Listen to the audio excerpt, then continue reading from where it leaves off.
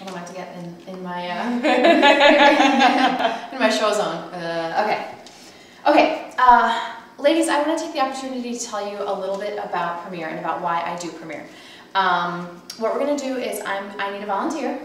Oh, Nikki. Oh, here you go. Okay. And Nikki is a very busy lady, but she needs extra money. Don't we all need some extra money? And Nikki, the average part-time job is about 20 hours. It's going to expect you to work about 20 hours per week. And she's too busy for that. She does not have time for that, but she really needs a little extra income. She only has about 5 or 6 nights a month that she could actually work.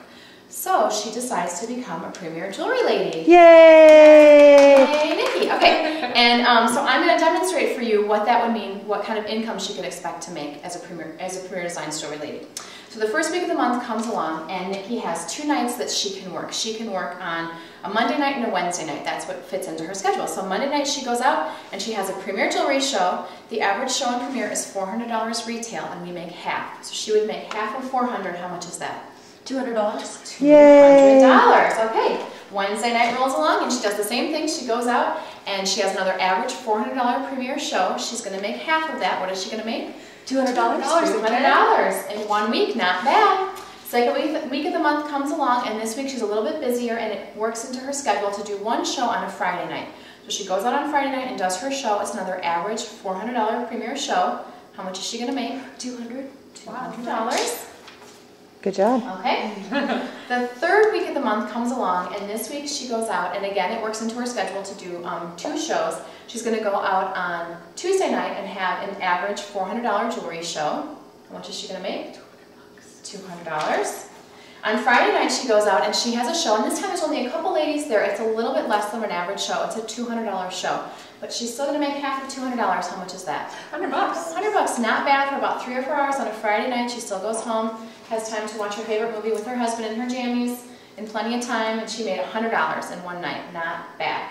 The 4th week of the month comes along, and this week she's got so much going on with her kids, she just can't do a show, and that's fine because she's her own boss and she sets her own schedule. But on Thursday afternoon, she's at her son Johnny's soccer game, and she's sitting there in her Premier jewelry and minding her own business, watching the game, and the ladies around her start asking her questions. Oh, I love your bracelet. Where'd you get that necklace? And she says, oh, thank you. It's Premier Designs. Would you like to see a catalog? So she's sitting there. The ladies are flipping through the catalog. They're just loving the jewelry, falling in love with it, and she sells $200 out of the catalog just like that while she's sitting there. She's still going to make half of that catalog sale because that's another way that we can make money. She's going to make half of that $200 sale. How much would she make? $100. $100, not bad. So at the end of that month, she went out 5 nights and did jewelry shows, which is an average of about 4 hours per show. And then one time, mind her own business, she passed the catalog around and did a catalog sale that way. How much did you make, Nikki? 1, 2, 3, 4, 5, 6, 7, 8, 9, $1,000. $1,000. Awesome. What could you do with an extra $1,000 in your budget, only working about 5 or 6 nights out of the month? I don't even know. I can't imagine. Okay. So that is big money. So I do that. The order that I do that, I like to do that in the beginning of the show, because what I usually say is right off the bat, I introduce myself, I introduce the hostess, or I thank the hostess, I have everyone introduce themselves, and then I say, ladies, this may be, I want to ask you to watch me with an open mind tonight, because this may be something you've never even thought about, never considered doing some sort of direct sales. I know I certainly never did before I got started in Premier, but Premier has been a huge blessing for me and my family, and I just want to tell you a little bit about it, and then that's how I go into big money, and then I do the rest of my show. I like doing it right away because then it's kind of just done. Sometimes I have found when I put my sponsoring activity at the end of the show, by then they've already seen the jewelry, they want to get to the jewelry, you've already done the booking activity, you've already given them so much information, they're kind of just spinning at that point. So I like doing it right off the bat, and I try to keep it kind of short and sweet and to the point, and then I say, thank you so much for listening. I would love to give you more information about Premier or get together with you, and then you could, or you could split it up. You could do that, and then right away you could do the Chinese takeout box thing, or you could even do that at the end. But either way, I like doing big money right at the beginning of the show. What order do you do it in? At the beginning. At the beginning, okay. I used to do it towards the end. Towards the end, okay. Okay, I mean, there's no right or wrong answer. For me, like I said, I liked doing it in the beginning because it felt like I kind of got that over with, you know, because there is always going to be some people that are interested in you, but you have to be respectful of the people who aren't. You know, not everyone is going to be interested in that. So you want to give enough information, but not too much that you're overwhelming or, you know, whatever, the other people that are there that don't care.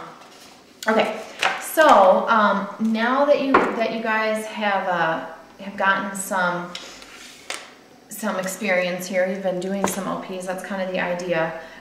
What are some of the things that have been working and not working for you in prospecting? I'm looking at you, so I guess you go first. Great.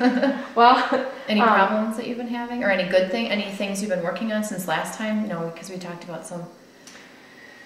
I guess right now I'm having success in sponsoring because of the promotion. Like I got motivation from Joni when she was here to call those people who have been interested that I've not been contacting, and so I called them, and 2 of them were like, boom. And what do you say?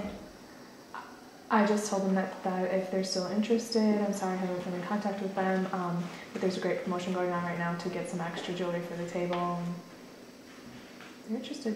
Mm-hmm. Okay. Is there anything, do you feel like anything's been working in particular? Have you changed anything? Have you done any new OPs since last time?